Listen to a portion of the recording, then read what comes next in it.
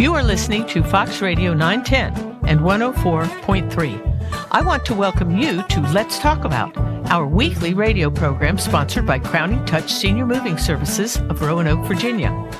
My name is Linda Balentine, the president of Crowning Touch and your host for this series.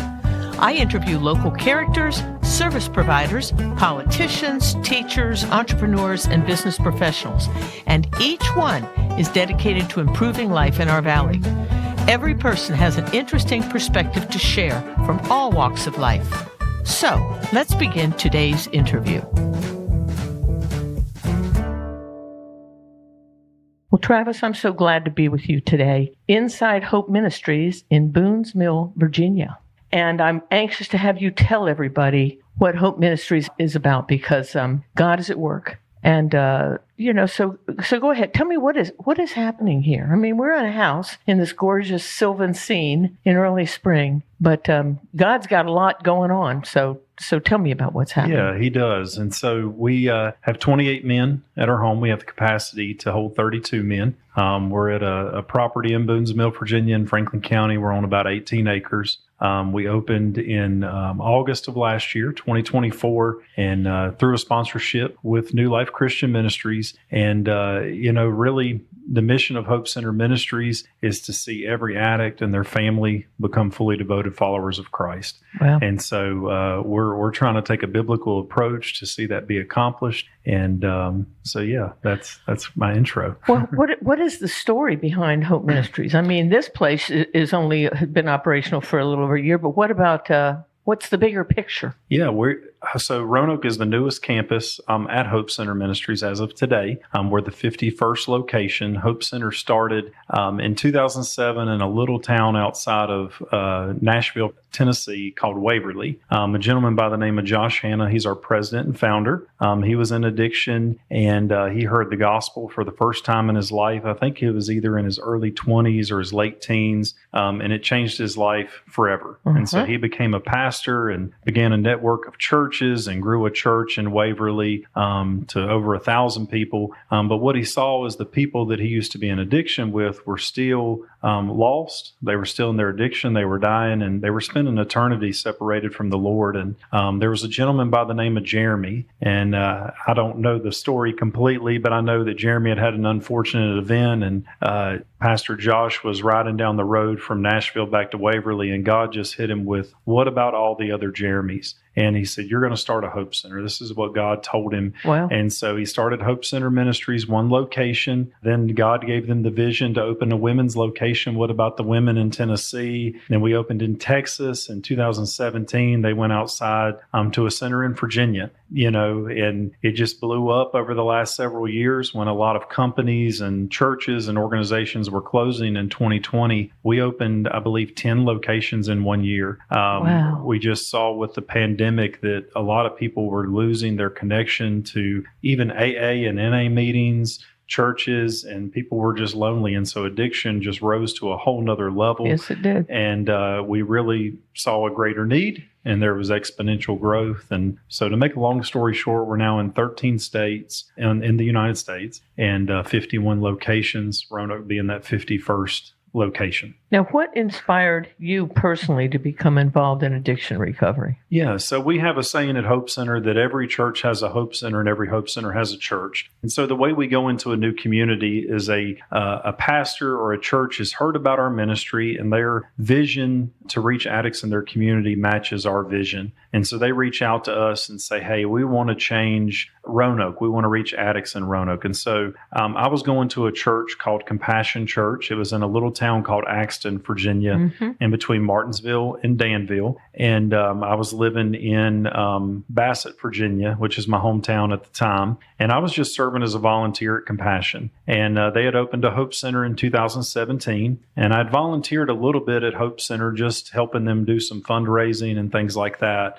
And they had a lot of turnover in the staff. The center had really got off to a tough start. They weren't seeing many men succeed. And the pastor of the church said, we're looking for a Hope Center director. At the time, I went to Radford University. I did fundraising for Radford for years. And then I had started working in insurance and was doing pretty well, doing insurance. And so I thought, no, I don't want to go work for Hope Center. But then the Lord just kind of spoke to me one day and he said, if you don't do it, who will? Right. And if you don't do it now, then when will you?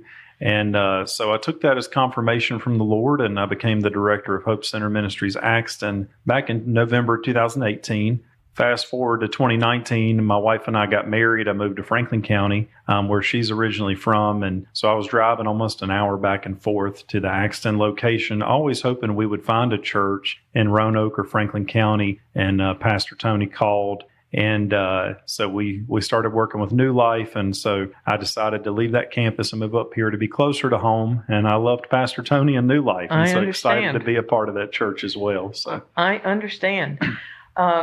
I was going to ask you how the approach to addiction recovery differs from other programs. There certainly are other programs out there. Yeah, they are. And you know, I believe that we need something. Hope Center is not for everyone. You know, we are a long-term, being 12 months. We're residential. Our men live here with us under our care 24 hours a day, 7 days a week. And not everybody can go into that type of quote-unquote treatment. Some people have jobs. They have families. And to leave that family or that job for a year is just not realistic. So us being long-term, us being residential, and us being Christ-centered definitely differs from a lot of other programs. But another thing we say a lot at Hope Center is we are really a discipleship program. It's kind of funny to say, but our goal is not to see people get sober. Our goal is to see people become a fully devoted follower of Christ. So in Matthew chapter 6, Jesus says, seek first the kingdom of God and all of his righteousness. Everything else will be added unto you. And so we take that literally. And so we believe that sobriety is a byproduct of a relationship with Christ. Amen. So, yeah. That is powerful.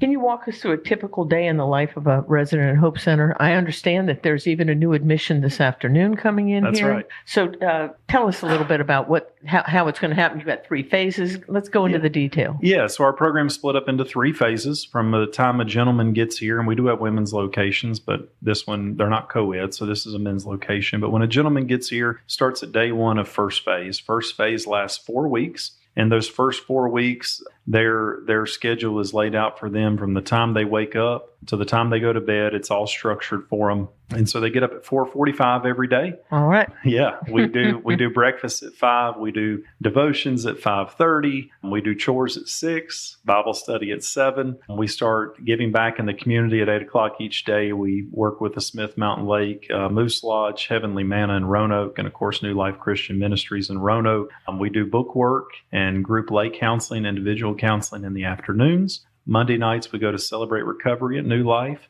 Wednesday nights, we do the midweek Bible study at New Life. And it's a very busy schedule. We believe that rest is an important part of the Christian life, learning how to rest. And so Tuesdays and Thursdays are free nights, but maybe the most impactful thing during the week, and what I really think separates Hope Center from a lot of other programs, is we do family support on Friday. So when a man or woman falls into addiction or chooses to walk in addiction, their family's affected too. Right. So on Friday nights, their families come on campus and we minister to the family and begin reconciling that relationship. And so that's the bird's eye view of what a day in the life of a Hope Center resident looks like. Wow. So that's pretty good, because that allows the men not to lose touch with their families, and Correct. For everybody to continue to be praying and know exactly what type of progress the resident is making, right? That's right. Because that's encouraging for everybody, because they're out there waiting. It's like a year's wait. Of course. Wow. How does the Hope Center engage with the local Roanoke community besides the things? In other words, let's talk about the funding. Right. Where does the funding come from? Yeah, so the only fee that a resident pays for the entire year of their stay at Hope Center is a one-time $700 admission fee. And so it costs obviously a lot more money than $700 per person. And then don't you give that back to them at the end of don't they get that back? We do. We give them a $700 graduation gift at graduation. And to be honest with you, only about 50% of people actually pay the $700. We would never say no to someone, because we're really in a battle of life and death, physically and spiritually. By the time they get that far down, they don't even have $700. Right. Exactly. So we have a fund called Hope for Recovery, which is a scholarship program where donors can give to. So we depend a lot on financial support of our donors. The client fee that residents pay makes up a huge part of it. And, just our fundraising is a major part of how it works. So why don't you share your website with us so that listeners can get more involved and maybe even donate? Yeah, it's hopecm.com. And there's a button there that says give to a local location. And scroll to Virginia, click on Roanoke, and you'll be supporting 100% supporting the Roanoke campus. All righty. And a phone number here, if somebody knows somebody that needs some help, can they call? They can. Okay. Our admissions coordinator, Patty Johnson, she covers 3 of our Virginia locations. She's the evangelist of the ministry. Her phone number is 276-734-0309. She's not available 24/7, so also want to push people to hopecm.com/admit, ADMIT. They can put an application in, and that'll be the first step in getting help. Now, if people are listening and they wanted to volunteer in this type of program, what can volunteers do? I mean, I know you do fundraising. I mean, you're sponsored by, you have a relationship with a church. Right. And the church is going to help contribute. Now, I'm a member of, New Life, and so I understand how vital that connection is. But what else can volunteers do to help you? So every Hope Center is expected to have anywhere from 35 to 40 volunteers, and that's one of our huge needs right now. We're looking for folks who would be willing to lead a Bible study. Oh. And some people feel like they're not biblical scholars, but we lay out the biblical text for them to teach through. It's very, anybody can do it as long as you have a relationship with Christ. We're looking for individual and group lay counselors. And so not certified counseling, but people who would come in and teach biblical principles either in an individual or group setting. We try to do a 1-to-1 ratio for each resident on that. So those are the main ways to get involved as a volunteer. We're also looking for people to help transport to doctor's appointments. Even if it's someone who just wants to go have fun, every Saturday we take the guys to the movies or bowling or fishing. If somebody just wants to come have fun with the guys and hang out with them, show them they're loved, that's another way to volunteer. That's pretty easy. Or suggest some places where they could meet. Some people have properties. Sure. Some people have fishing streams. They have all that stuff. Yeah. All righty. That's what are some of the biggest challenges you face in running a rehab home like this? It is. Yeah. The biggest challenge is the heart of the person. And so I was told very early on by a graduate of the Axton location before I took the job, he said, listen to me and never forget this. He said, Hope Center is a place for people who want recovery, not for people who need recovery. And so it's a tough program. We follow biblical principles. It's not easy to follow Jesus, really. No. Jesus says we take up our cross and we follow him. So it's really tough when a gentleman doesn't have the desire to change and the way that can affect the culture of the other men. But we follow the leading of the Holy Spirit, and the Lord has certainly given us wisdom in decision-making and things. But the toughest thing is when a guy does not actually want to change. Maybe they're here because it's an ultimatum from family. But we depend upon the Lord. There's wisdom and counsel. We have a lot of staff members all over Virginia and the country. We work well together. We have lots of training. And so we're well equipped to fulfill the mission, but it is tough at times. Can you share some success stories so far that you've had? There's got to be some real powerful moments that you've been a part of. Definitely. So in Roanoke, specifically, we have he'll be a graduate on May the 14th. His name is Preston. Preston is from the Greensboro area. Not originally, he's originally from out west, but anyway, he had some legal troubles, and he was one of my residents in Axton, and he decided that he wanted to come to Roanoke as what we call a seed resident. We want to make sure that we have good residents. When the new people come in, we know how to run the program and things like that. And Preston's just really taken on the recovery of the other men as a resident himself, recovering from drugs and alcohol, to be a light to them. And I'm excited to see him graduate. Our plan, if he gets through the interview process, to become a paid staff member with us. Wow. And he wants to stay on. He loves the church. He's been saved since he's been in the program. And he's probably spent 15 years in prison over his life. Yeah. But it's just a complete heart change. And so excited to see Preston graduate and what God's going to do with him after he graduates. How do you measure the success as they're here? In other words, what type of thing tips you off that somebody is not going to make it? You're sitting there watching them, if they're having a deleterious effect on everybody else. I mean, how do you handle that particular thing? I mean, do you invite them to leave, or do you I mean, I'm sure you counsel with them. Sure, we do. And we believe that we don't believe in punishment. We believe in discipline.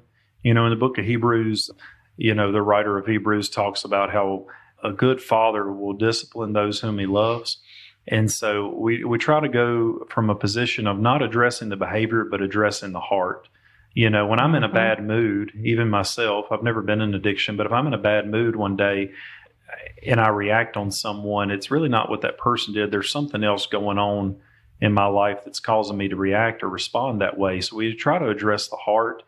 But I would also say the biggest thing that would tip it over the point for me personally is I think about the Israelites when they were trying to get in the promised land and they were in the wilderness. They stayed in the wilderness so long because of their complaining. And so I feel like our negative attitude, mine included, our negative attitude can keep us from getting to the place where God wants us to be. So we try to always make sure that everyone keeps a positive attitude, keeps a positive culture within the home. So as small as that sounds, that can be one of the biggest issues. Well, that's a big one. And even at Crowning Touch, we like to say that we hire for the heart. That's right. And train for the rest. That's right. So that's what we're all focused on. That's right. And so I can really appreciate, your focus here. Of course. How has your experience here changed your perspective on addiction and recovery? I mean, that's something that you just did mention, but you had to have learned a lot yourself. I have. I've been so blessed. I grew up in Bassett, Virginia, in Henry County, where the prescription of opiates was the highest per capita in the state of Virginia. And, it's amazing to say that I never experienced addiction. Very, very blessed with a godly mother, a good father, and a great big brother. And I never experienced it. So you had a clean beginning. I did. You had a clean kickoff. So I was almost one of those people who just didn't think about it. I sit in so many rooms now and people will say, raise your hand if you've ever been affected by addiction. I was one of the few hands that didn't go up. But what I've come to find is that these men have been dealt a pretty tough card in life, whether it was through their childhood or maybe mistakes that they made. That God's grace extends to all people. Romans chapter 5 says that where sin abounds, grace abounds even more. Goes on to say that, should we therefore sin so that grace may abound? No. But, God's grace is so much greater than our sin. And I've come to find that everybody's worthy of a second chance. And if you want it, if you want to do your part, you can have a new life. And you sure can. I do. I see men now that own businesses, men who are back in their children's lives when they thought all hope was lost, successful marriages. It's just been, for me, I've seen a characteristic in the power of God in a whole new way. Do families, are they quick to forgive? Is it hard once you've abused your family in the sense that you've been an addict for a long time and they've gone through a lot of the suffering? Is it hard to get them? I mean, is there some sort of ministry outreach? Do you have courses on how to help them accept somebody back and believe that they've changed? Because a lot of people go through addiction and they've spent years telling people they've changed and they've fallen off the wagon. I mean, how do you build that bridge back to the family? Right. That's the goal of our Friday night family support. We talk a lot about enabling, codependency, showing forgiveness, things like that. And so if I could tell a story real quick about a gentleman named Toby. He was at our Axton location. He's actually our regional recovery pastor now, which means he oversees all the recovery pastors in Virginia, North Carolina, South Carolina. But when I picked him up from the Henry County Jail in 2020, I could tell he had a relationship with the Lord, but his mother didn't believe that. Toby had spent 21 years incarcerated, federal prison. I mean, he was a full-time criminal. Right. And but he had changed. But of course, his mother had seen the quote-unquote change so many times, and she never attended a family support. She never accepted his phone calls. And when he finally got to those final 8 weeks, that third phase of the program, I called her, and I said, I know we haven't met. I'm the director of Hope Center. I've seen a tremendous change in your son. Here are some of the things I've seen. And she finally agreed to take his phone call. Well, since he graduated 4 years ago, he's her primary caregiver. Oh, my gosh. He's in his mid-50s, and she's in her 80s, and she struggles with COPD, and he takes care of her. I called him on Monday, and they're off on Mondays, the recovery pastors. He said, I've been cleaning Mama's flower beds for weeds, and he's her primary caregiver, and the restoration has happened, and so sometimes it takes a while, but more times than not, God will intervene.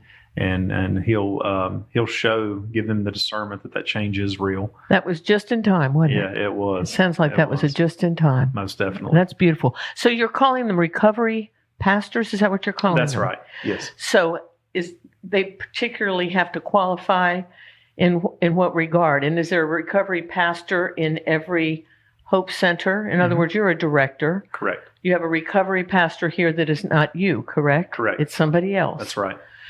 And so how do they qualify? What benchmarks do they have to hit in order to be that? Sure. So about Hope Center Ministries nationwide employs about 120 people, and about 60% are graduates of Hope Center. So one of our core values at Hope Center is that we develop new leaders to go into new cities, states, and nations, that what we do is not nearly as important as who we develop. So development is a huge part. We want to see a lot of these men become the director of the next. Maybe we open one in Lynchburg, and I would love to see, like Preston that I mentioned, running our Lynchburg campus.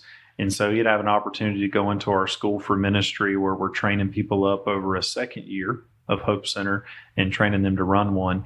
But so a lot of our recovery pastors come out of that school for ministry, and but an addiction background helps, but it's not 100% necessary.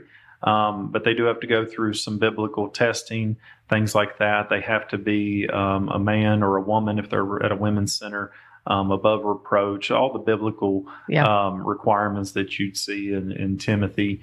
And so there is a recovery pastor at every campus. There's a director at every campus. The director oversees the overall leadership of the home, the overall vision of the home, the overall finances, kind of like a lead pastor of a church would.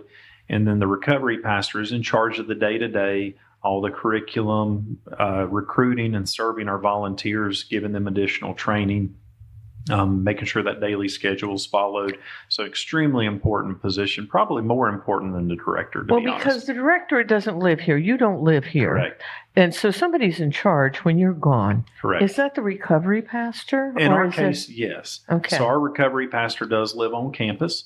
However, he's engaged to be married, so he will get married in late August, and he will no longer live on campus, but also have something called a night monitor. And so that's someone who has completed the program, or it could be a volunteer. Right. But in this case, it's someone who's completed the program. They live on campus, they work a job in the community, and they stay with us rent-free, and they provide that 24/7 coverage. And they call me if there's an emergency, but fortunately our guys sleep through the night and I don't get calls. That's good. That's very good.